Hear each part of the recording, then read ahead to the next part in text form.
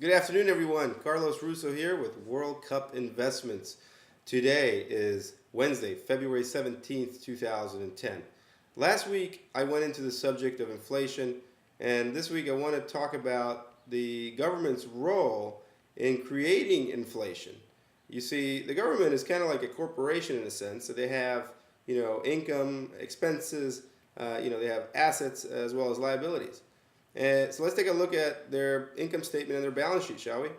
From an income standpoint, the government, tax base is about $2 trillion.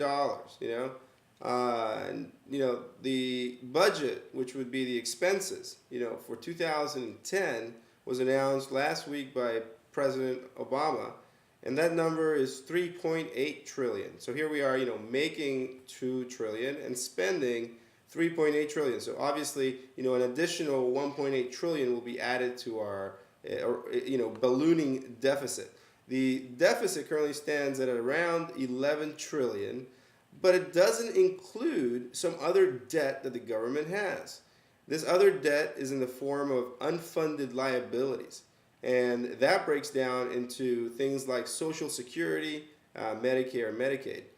That number is, almost 100 trillion. So you add it all together, the debt the government has is, right around 110 trillion dollars. In comparison to their income of only 2 trillion. So to put this in perspective, I wanted to take off a lot of these zeros and compare this to, say, a household. So let's say we have a household, a family of four, and the father works and he earns $10 an hour or $20,000 a year. So that would be the equivalent of the government's 2 trillion. From a debt standpoint, they have a collective debt. Let's say they have a couple of houses and a boat, all bought with financing, like we used to do, just recently when it was easy to get loans, and their debt is, like I said, 1.1 million. And they have, say, one house that's worth $500,000 and a vacation house worth, say, $400,000 and a $200,000 boat, right? Well, let's ask ourselves, is it sustainable for this family with $20,000 worth of income to have and afford $1.1 million worth of debt? Well, the answer is obviously no. They would get their homes foreclosed on relatively quickly, and they would lose that boat and it'd get repoed, right? So that is the reality, though, of the government's, numbers these days. We are in serious problem. And, a lot of the economists in the world are predicting that the only way for the government, the U.S. government, to get out of this debt is to inflate their way out of the problem. So, it brings to mind, the question of, how do you define wealth, historically, the United States has been a wealthy nation, but right now we have, it seems like, a lot more toys, a lot of debt, and you really can't measure wealth in terms of those things. The way I like to define wealth is by looking at income, right? How much income do we generate? Do you have a business that generates income? Something that's sustained, where the income is coming in, month after month and year after year. That is true wealth. That's sustainable because you can take the, excess or the surplus and reinvest it.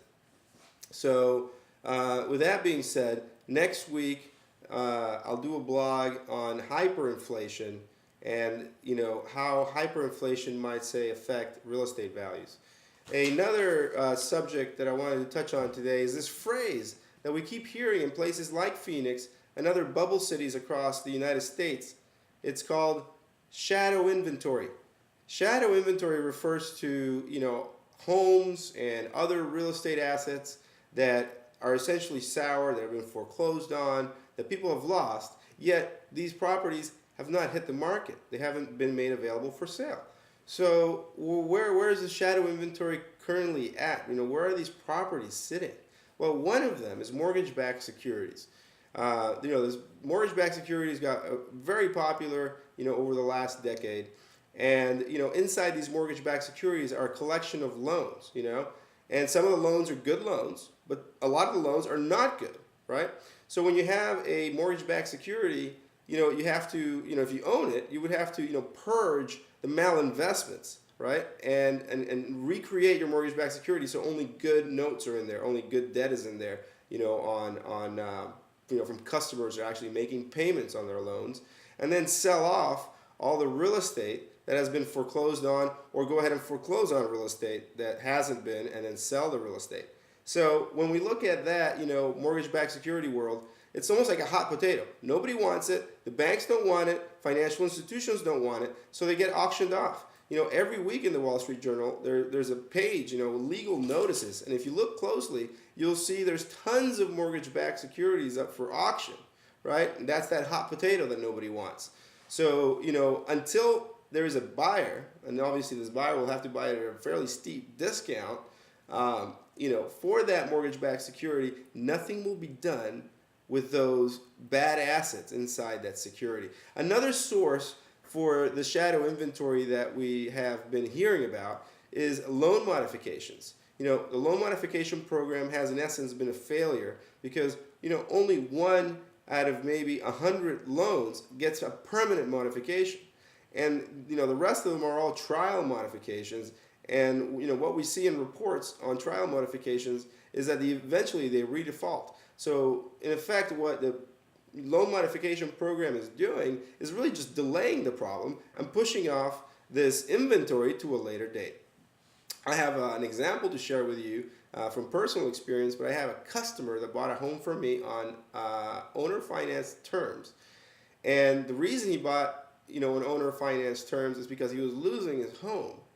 Well, yesterday I received a valuation notice on this old home that he used to own. And the reason I got the notice is because it still has not been foreclosed on. He's lived in my house for a year, which means he probably hasn't made a payment on that property for, say, 18 months. And somehow the property is still in his name and has not, gone back to the bank and, in effect, has not gone on the market for sale. So these are the sources of this shadow inventory that we hear about. Well, thanks for joining me today. We'll see you next week, and have a great day, everybody.